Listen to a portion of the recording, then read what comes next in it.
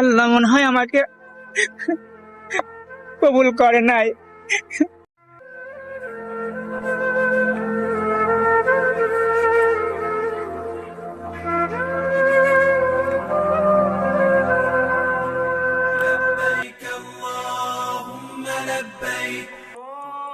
আরে রাফি, ওই দেখ তো রাইম মনে হচ্ছে না, ফোনের দিকে তাকে কি যেন করতেছে।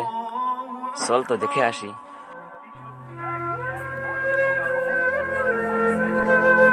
আসসালামু আলাইকুম ভাই, কিছু হয়েছে নাকি আপনার? ফোনের দিকে তাকে কি যেন দেখতেছেন।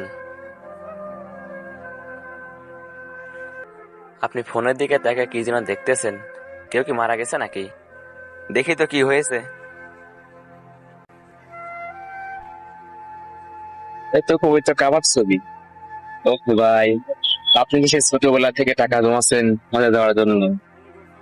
না, এই বছর তো আপনার হজে যাওয়ার সময়। তা আপনি হজে যাবেন, কান্না করছেন কেন?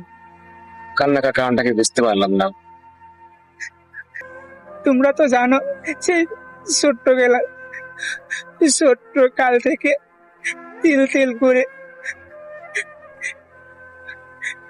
একটু একটু করে যে টাকা জমিয়েছিলাম আল্লাহর ঘরে হজ করবো বলে, কিন্তু এখনো পর্যন্ত পুরো টাকা জমাতে পারি নাই। আল্লাহ মনে হয় আমাকে কবুল করে নাই। দেখেন ভাই, কান্না করেন না।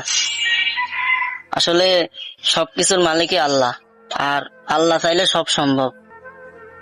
আর আপনার জন্য দোয়া করি, আপনার জন্য সামনের বছর হজ করার তৌফিক দান করুক আল্লাহ। আচ্ছা ভাই, তাহলে চলেন, দাদান দিয়ে দিল, আমার আদায় করে আসি। চলো। যদি পথ ভুলে যাই আমাকে দিও ঠাই, যদি পথ ভুলে যাই আমাকে দিও ঠাই, দিও দিশা এইটুকু আবদার আল্লাহ, আমাকে কাছে টানো বারবার।